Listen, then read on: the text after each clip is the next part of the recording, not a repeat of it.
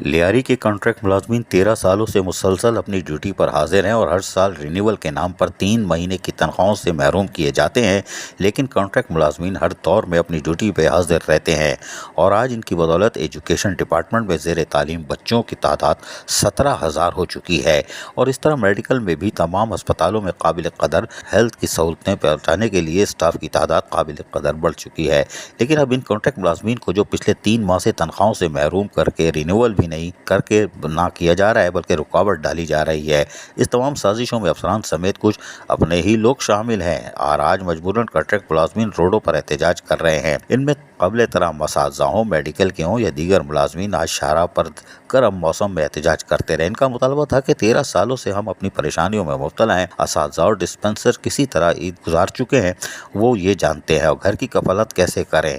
उन्होंने कहा कि 3 माह से तनख्वाह से महरूम है और हर दफ़ा ये ड्रामेबाजी की जाती है। उन्होंने अपने मुतालबा किया कि 13 सालों से लियारी में खिदमत अंजाम देने वालों को मुस्तक़ल किया जाए और तमाम रुकी हुई तनख्वाहों को जारी किया जाए। अजीज़ आरिफ, KBS बल्दियाती न्यूज़, कराची।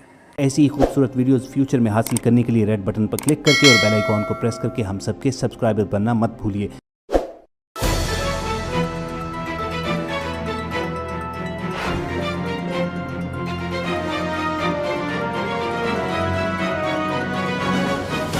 KBS बल्दियाती न्यूज़।